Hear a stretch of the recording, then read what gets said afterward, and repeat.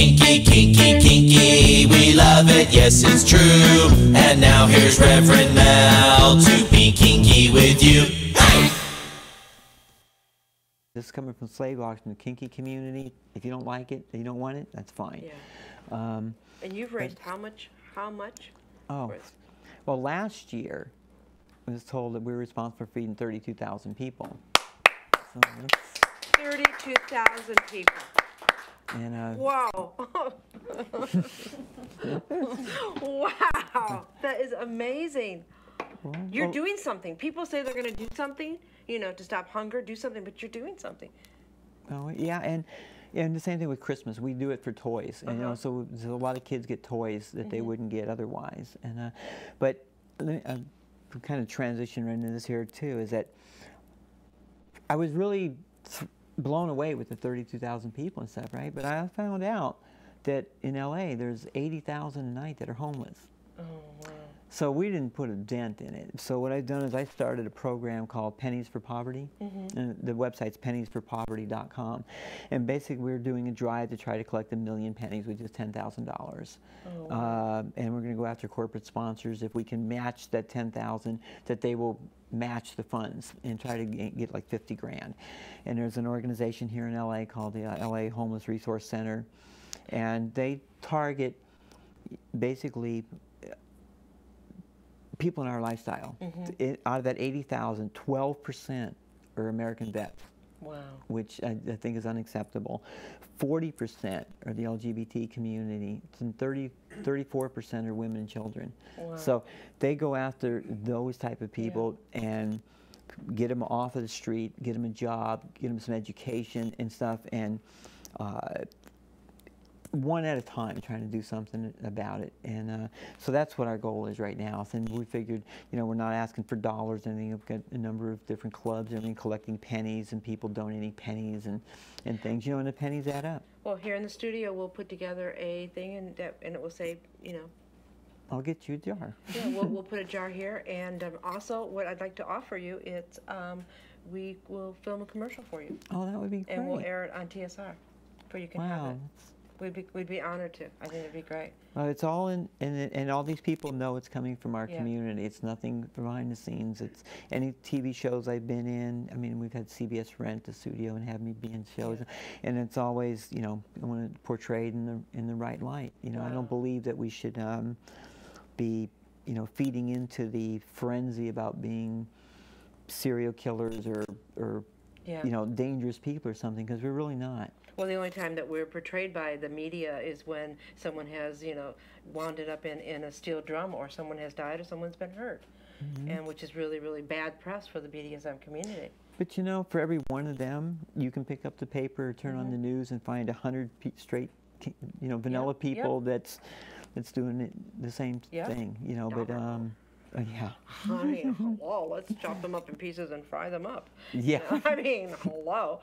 But yeah, I mean, we're always portrayed as you know, really horrible people. And that's, I produced a DVD called The Joy of Sexual Submission, and we interviewed the people in their street clothes afterwards. We wanted to show that they were normal, regular, everyday people. You know, they had children that had life.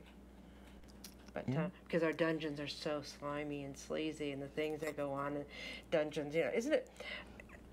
With the sanctuary, when you've had a new person that's very new in the lifestyle, that's never been to a dungeon, and they come to your dungeon, you know, they've got that little, like, deer in the headlight look. Yes.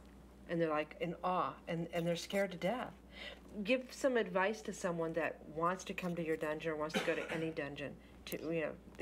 Well, you know, number one, they all have something different to offer. As you know, you've been to all of them in LA. There's the Lair, there's Passive Art, there's Dragon's Gate, and they all have their thing about them. Okay, so it depends which one you're going to. But speaking with mine, my dungeon is really geared around a lot of, you know, real play, and I don't look for big crowds. I try to keep the parties down to about 15 or 20 people, and it doesn't get cliquish or anything else. But if there's anybody new, I'll sit down and talk to them. I'll explain to them, you know, what's going on. And on any given night, it may be a very mild night, or it could be, you know, a night where there's piercings going on and there's really heavy scenes and stuff, but it's consensual, and there's no there's no pressure to participate. They can come and they can watch. Yeah. And there's a lot of people that do come, and they're just getting into it, and they'll come and they'll watch some of the scenes, and they'll talk to some of the people that are there.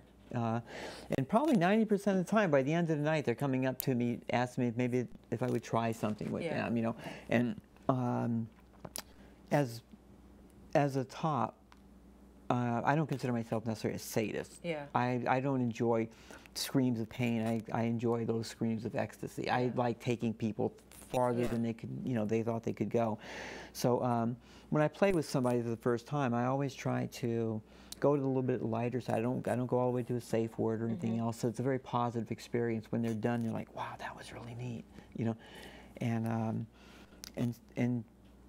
assure them that it's a safe space. You know, there's people there to watch the scenes. I explain to them what a safe word is. If they say the word red and somebody doesn't stop, the whole place will be on them. I mean, it's a very, very safe, and it's not like going and meeting a stranger in a coffee shop or going someplace you can, I mean, there's people that are in the community anywhere from 25, 30 years that attend to people who've never been to the dungeon before, you know.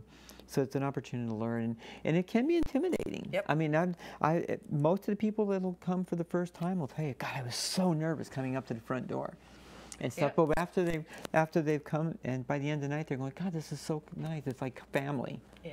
So.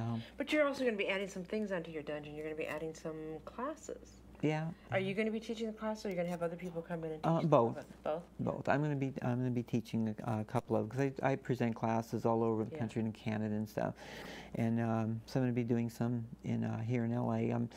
Both for lifestyle people and for pro. I'm going to do a series of classes about, you know, professional domination, you know, dispelling a lot of the myths about it, good and bad, explaining, you know, how to be involved, what to expect, you know, the ups and downs and everything. And I'm also going to, probably the next class I do for lifestyle is going to be called adding sensuality to your sadism and stuff. Ooh, I like that. And you also, she is amazing at a single tail. I mean, it's like butter in your hands watching you, you know, use your single tail. I mean, is that your choice of toy? Yeah, I enjoy impact play. I mean, I actually enjoy everything except for I don't get involved. I don't do like scat. I don't do. No shit. Absolutely. I'm not into catheters and stuff, but. Oh, those are fun. When you pull it out and then they pee like razor blades for the next 3 days. Ooh, it's a gift that keeps on giving. I'm into bondage. I like hitting people. As a matter of fact, it's funny. The first time when I was in the music business, I was managing a band. When you know, as a manager, I wanted them to know what I did because you know, I didn't want any surprises. I'm dealing with handling their career.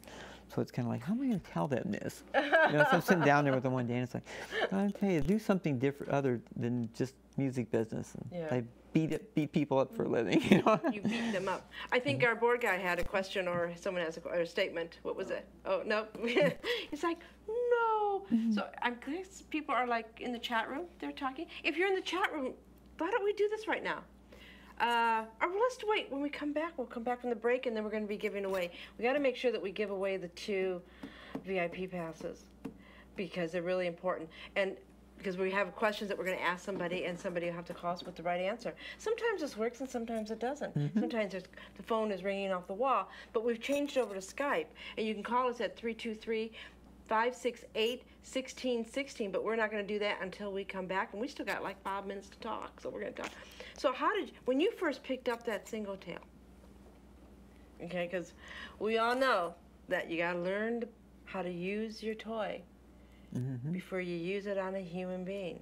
Yes. So when you first picked it up, were you able to crack it? No, it was just learning to kind of get the feel, but the way I learned is I put, before I ever used it on somebody, I hung up newspaper, and I would get to the point where I could hit the newspaper without tearing it. And then I put up like 2 pieces of paper towel with the seam down the center, so that was the weakness, and I would hit each side of it without tearing the paper towel or without splitting the seam. So I knew so the that. theory was not to break it. Right. Okay. So I knew if I could take and hit a piece of newspaper or a piece of paper towel without breaking it, I wasn't going to break skin. Okay.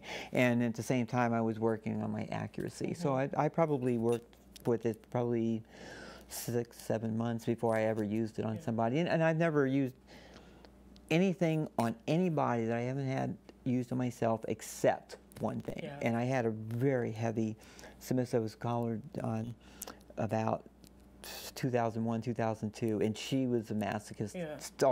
And she wanted me to, brought to me and wanted me to use a cattle prod on her. So I did, and she loved it. But I mean, that's the only thing I knew I would not be able to deal with. But everything else I've had done to me. Do you have a favorite length of a single tail that you like to use?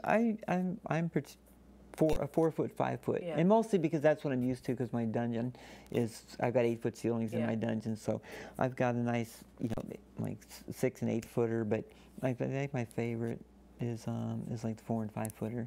Do you think we can get you back after some of your events to come in and do a whole show on? Oh, I'd love to. You know, get a little demo, and because we'll have the dungeon set up, so we'll be able to move around and do demos. Oh, I would love it. That would be great. But you know, we're going to take a break, and you've been here watching Mistress Cyan from the Sanctuary and from DomCon.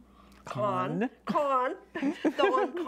And then what we're going to do is when we come back, and we'll be joined by Jill, and she's going to make a little announcement. But when we come back, we're also going to do, I got the answers right here, but I'm not going to show anybody. We're going to also do a little contest. So you've been watching the Rev Mel Show on TSRnetwork.com, where real people talk about real sex with real kinky people like us. We'll be right back.